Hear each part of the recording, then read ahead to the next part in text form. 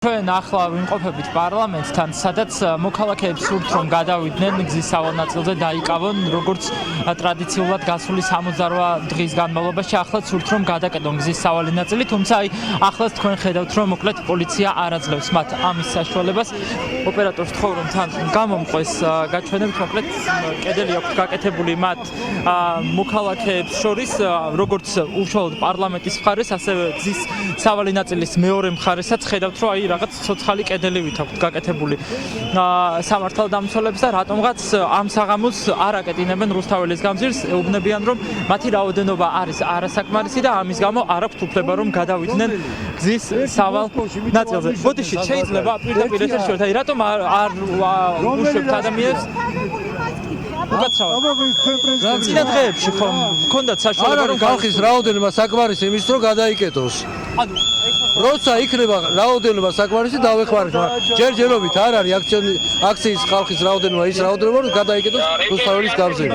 მადლობა, აი ახლაც მოისმინეთ თქვენ კომენტარი რომ ჯერჯერობით არ არის საკმარისი რაოდენობა, თუმცა ხედავთ რომ ასეთი რაოდენობის ხალხი როდესაც ყოფილა გასული დღეების განმავლობაშიც მათ შორის პრობლემა არ ქონიათ მათ რომ გადაეკეტათ გზა, შიგადაშიგ მოკლედ მოქალაქეები საყვირებით აპროტესტებენ პოლიციის ცოცხალი კედელის აღმართვას ერთგვარად.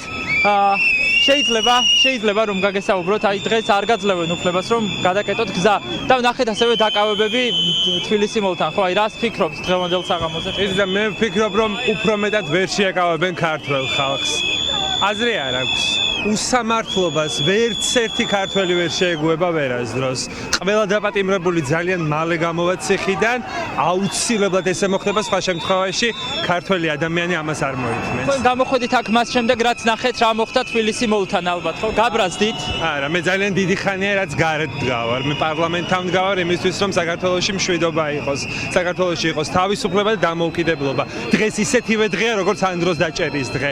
არაფერი არ გამკვირვებია მე ამ მთავრობისგან. ეს მთავრობა ზუსტად ის რომელიც სიურპრიზებს ვეღარ დაგვახვედრებს, საკმარისად კარგად ვიცნობთ უკვე, ამიტომ რაც მთავარია ადამიანები აკეთებენ მაყურებელს რომ აი მოქალაქეთა ნაწილი იძრება, მათ სურთ რომ გადაკეტონ გზის სავალი ნაწილი, აი ახლა უკვე ხედავთ რომ ხო, აი გადაიკეტა მოძრაობა რუსთაველის გამზირზე, ხალხი უკვე გზაზეა, ეს იმას ნიშნავს რომ 68 დღის ტრადიცია დღესაც გაგრძელდა, ხალხმა ეს გამარჯვებაც ამ საღამოს მოიპოვა. მოკლედ რუსთაველის გამზირი რუსუდან არის გადაკეტილი, შემიძლია გითხრა პოლიცია ხალხს ამ წუთებში ყოველ შემთხვევაში წინააღმდეგობას აღარ უწევს, მოქალაქეებმა შეძლეს საღამომშვიდობის შეიძლება გაგესაუბროთ?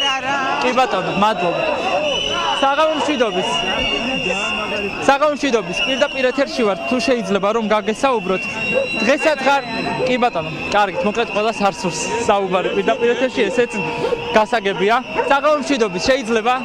კი ბატონო, მოკლედ რუსუდან ასეთია ვითარება, ახლა შემიძლია გითხრათ რომ რუსთაველის გამზირი უკვე მოქალაქეებს დაკავებული აქვს, არის გადაკეტილი ცენტრალური ქუჩა და ახლა ეს ადამიანები ბუნებრივია ელოდებიან საკუთარ თანამოაზრეებს, თანამებრძოლებს, რომლებიც ვიცით რომ მოემართებიან აღმაშენებლის ხეივნიდან.